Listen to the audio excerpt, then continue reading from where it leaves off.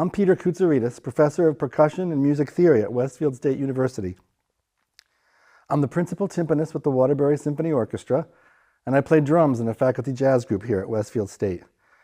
In this video, I'll walk you through some tips that will help you prepare for the upcoming audition on jazz vibraphone. The tune for the audition is Softly as in a Morning Sunrise. The music is by Sigmund Romberg, and the lyrics are by Oscar Hammerstein II. There are many recordings of this standard that you could study as you develop your own improvised ideas. Check out the recording of this song on the 1957 album Sonny Clark with Paul Chambers and Philly Joe Jones.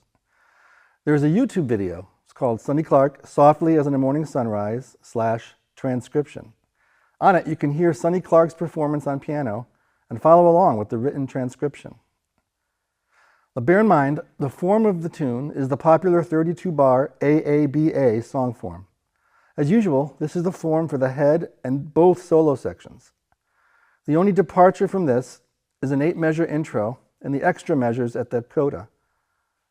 The A sections are played with a straight 8th note Latin feel, while the B sections are played with a swing feel.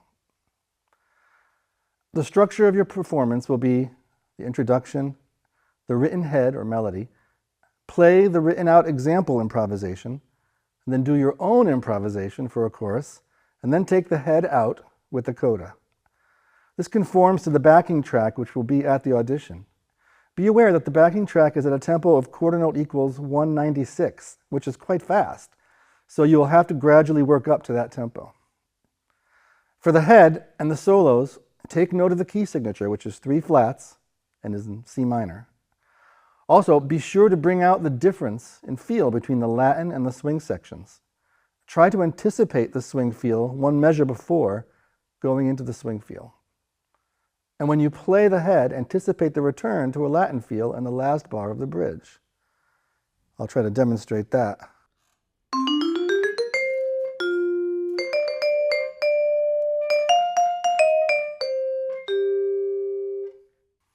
Now let's focus on the written example improvisation. Again, take note of the key signature, which is 3 flats and is in C minor. Pay careful attention to the accidentals. I'll point out a few spots. The 4th line is challenging, and the 5th line, the last 2 measures, can be tricky. It's better to work very slowly at the beginning to learn all the correct notes so you do not have to unlearn anything. Take the phrases at a tempo slow enough for you to accurately play it. For instance, you might be able to play the entire piece at quarter note equals 160, but there are 2 measures that you cannot play that fast. So be sure to practice those 2 measures at a slower tempo and bring it up to the tempo of the rest of the tune. Then put it together and increase the whole thing until you get to the desired tempo. I find that for me, that takes some humility to do that. I say to myself, I should be able to play this passage at that tempo, but in reality, I can't. So in those cases, I just need to slow it down.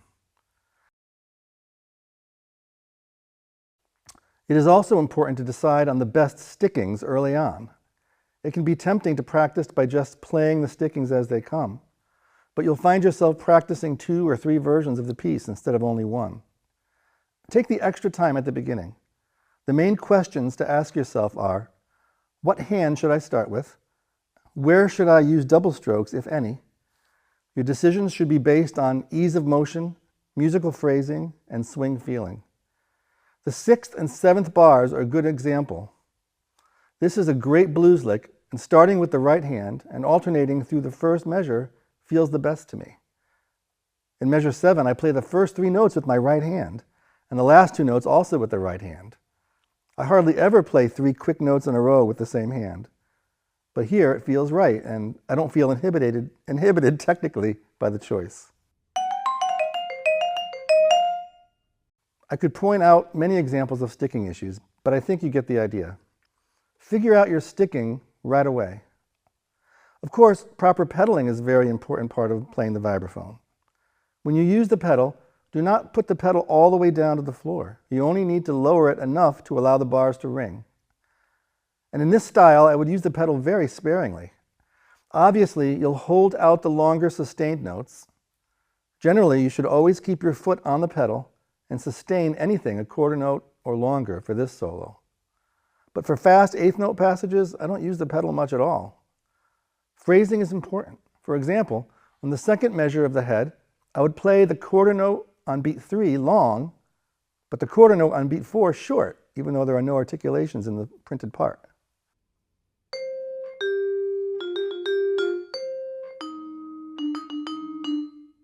The fast lick at the end is a nice ending to the solo. For difficult passages like this, break them up into little motivic fragments, and then connect them. For instance, this last 16th note phrase can be divided into two parts. Part 1 and part 2. And together. Then gradually increase the tempo.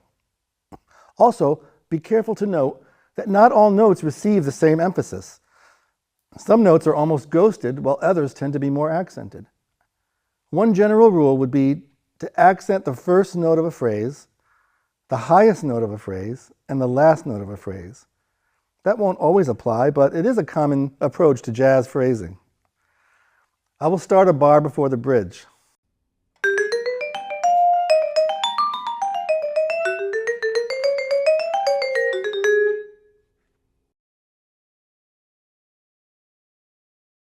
One good way to help with your own solo improvisation is to carefully study the written example improvisation by Shelley Berg, which we have been discussing. The A sections are primarily made up of a repeated minor 2-5-1 progression, D half diminished 7 to G7 flat 9 to C minor. The different forms of the C minor scale and the blues scale work really well with this progression. Notice the C natural minor scale in the opening measures, with F sharps as a leading tone to the G, and B naturals for the C harmonic minor sound. There are also some A naturals in there which give you a melodic minor flavor. And also, note the use of the G flat as part of the C blues scale. The blues scale is great for this tune. It is used tastefully in measures 4 through 7. I'll play the first 7 bars.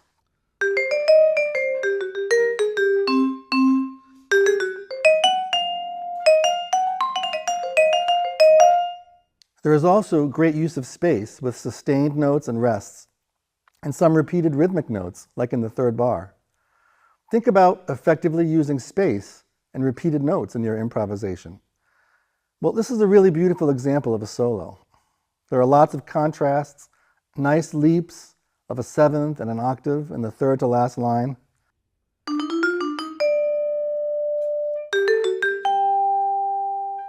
The bridge uses E flat major scale, but also a diminished scale for the C7 flat 9 chord, that is, a whole step and half step pattern. Also, there are nice chromatic triplets filling in minor thirds, 2 before the return to the Latin feel, and in the return to the Latin feel.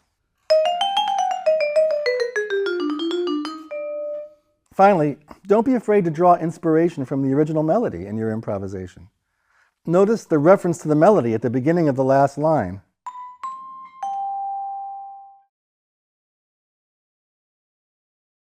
Let's talk about scales.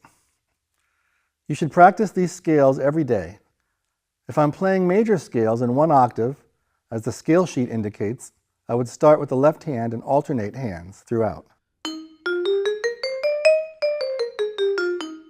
Another option would be to start with 2 right hands. This sticking would also work well for when you play 2 octaves.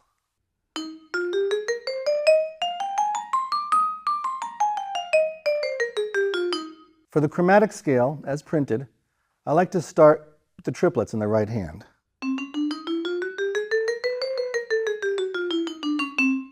Or 2 octaves.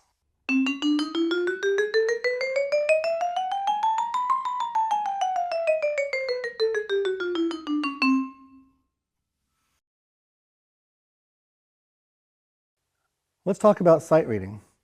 I tell my students that the best way to get better at sight reading is to spend time doing it. Try to do a little bit every day using any music you can get your hands on. I think it's important to find music that's not too easy or too difficult.